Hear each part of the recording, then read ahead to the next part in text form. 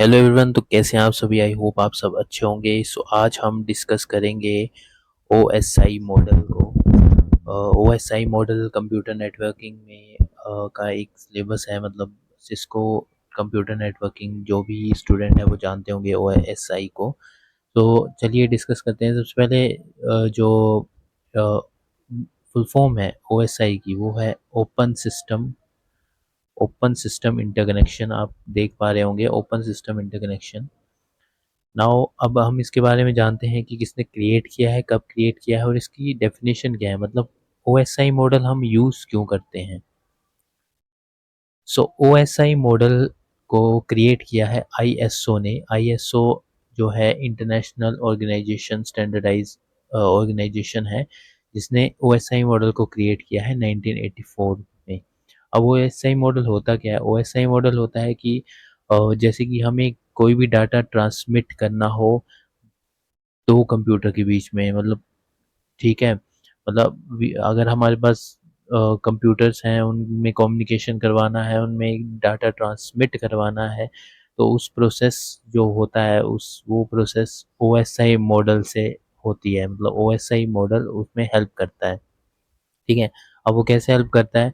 Like इसमें 7 layers होते हैं जो कि एक साथ काम करते हैं और उन नेटवर्क्स को मतलब जो डाटा है वो ट्रांसमिट करने में हेल्प होती है। मतलब 7 लेयर्स की मदद से। तो अगर 7 लेयर हम देखें तो 7 लेयर्स हैं हमारे: application layer, presentation layer, session layer, transport layer, network layer, data link layer, physical layer.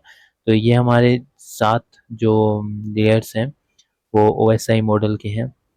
अब मैं एक एग्जांपल लेता हूँ। लाइक समझ लीजिए कि मेरा कोई फ्रेंड है या मेरा कोई कलीग है। अगर मुझे उसको ईमेल भेजना है, कोई डाटा सेंड करना है, तो वो डाटा उसके पास जो पहुंचेगा वो इन सातों प्रोसेस से होकर गुजर के उस मतलब वो डेस्टिनेशन होगा तो उस डेस्टिनेशन तक पहुंचेगा। लाइक मैं सोर्स हूँ, मैंने ईमेल भेजा, डेस्टिनेशन मेरा फ्रेंड या कलीग होगा, उसके पास पहुंचेगा इन सातों लेयर्स की मदद से।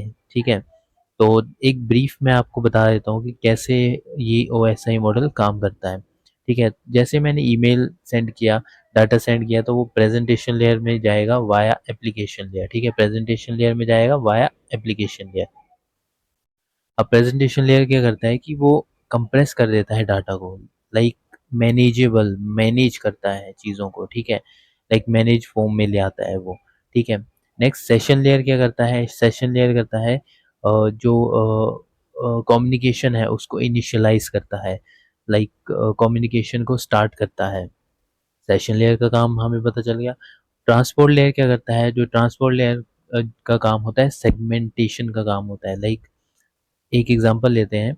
जैसे मेरे पास डाटा था, ठीक है, एक डाटा जो है वो बॉक्स में है समझ लीजिए। तो उस बॉक्स में वो डाटा ऐसे ही बिखरा पड़ा है। ठीक है, अब ट्रांसपोर्ट लेयर क्या करेगा कि उसको उस बॉक्स में डिवीजन कर देगा। लाइक उस बॉक्स में ही कुछ सेगमेंट बना देगा, लाइक डिवीजन कर देगा, और उस जो भी डाटा होगा वो सारे अलग अलग करके तरीके से वो उनमें रख देगा, मतलब सेगमेंट कर देगा। तो मतलब उस बॉक्स के अंदर ही वो डिवीजन हो जाएंगे। ठीक है, तो ट्रांसपोर्ट लेयर का मतलब होता है सेगमेंटेशन करना, मतलब डाटा को सेगमेंट करता है। नेक्स्ट, जब हमारा डाटा जो है नेटवर्क लेयर में जाता है तो नेटवर्क लेयर का काम होता है जो पैकेट्स क्रिएट करने। ठीक है, पैकेट्स क्रिएट करना। लाइक जैसे कि वो सेगमेंट में था हमारे पास, अब क्या हो गया, बॉक्स हमने खोला और उन सभी डाटा को अलग अलग पैकेट से अलग अलग बॉक्स में हमें रख दिया, तो वो पैकेट्स क्रिएट हो गए। तो नेटवर्क लेयर का काम होता है create a packets of data. ठीक है, नेक्स्ट जो डाटा है वो जाएगा डाटा लिंक लेयर के पास। डाटा लिंक लेयर का काम होता है फ्रेम जनरेट करने का।